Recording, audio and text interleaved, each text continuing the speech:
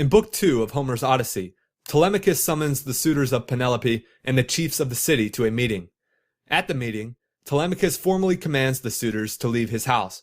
He also seeks aid from the city's chiefs to expel the suitors from his estate and to provide him with a ship so that he can sail to Pylos and Sparta to learn about the wanderings of his father Odysseus. The suitors and the chiefs both deny Telemachus's demands.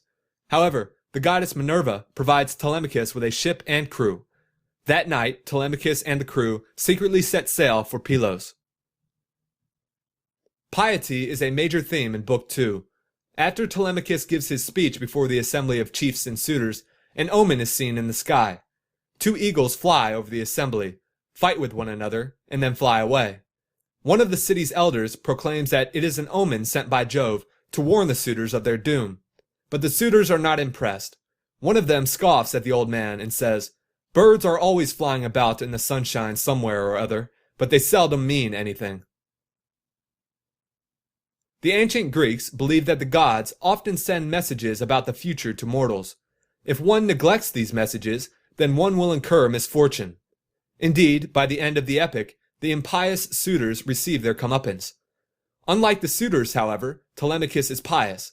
He heeds Minerva's advice about his father, and, while sailing to Pylos, he and the ship's crew pour libations to honor the gods.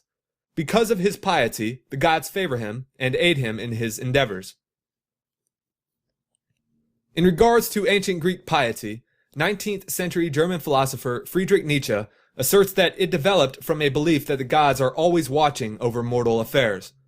In the Genealogy of Morals, Nietzsche writes, "The moral philosophers of Greece imagined the gods looking down upon the moral struggle, upon the heroism and self-torture of the virtuous.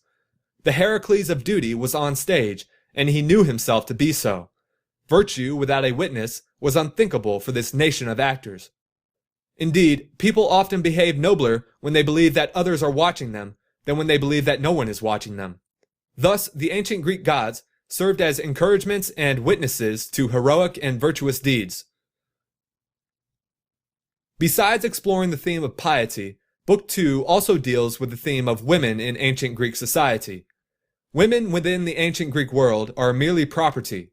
The suitors implore Telemachus to give his mother Penelope back to her father, Icarius, so that he can then give her hand in marriage to one of the suitors. But Homer recognizes that women are not merely property, but rather individuals who are just as capable of virtuous action as men are. He portrays Penelope as the epitome of marital fidelity, and as capable of outwitting even men. One of the suitors recounts to Telemachus how Penelope tricked the suitors and delayed a potential marriage for 3 years. She claimed that she would marry one of the suitors after she had finished knitting a death shroud for Odysseus' father, Laertes. We could see her working on her great web all day long, but at night she would unpick the stitches again by torchlight. She fooled us in this way for 3 years, and we never found her out. But as time wore on, and she was now in her 4th year, one of her maids who knew what she was doing told us, and we caught her in the act of undoing her work, so she had to finish it whether she would or no. I hope that you enjoyed watching this video. Please like, comment, and subscribe. Farewell.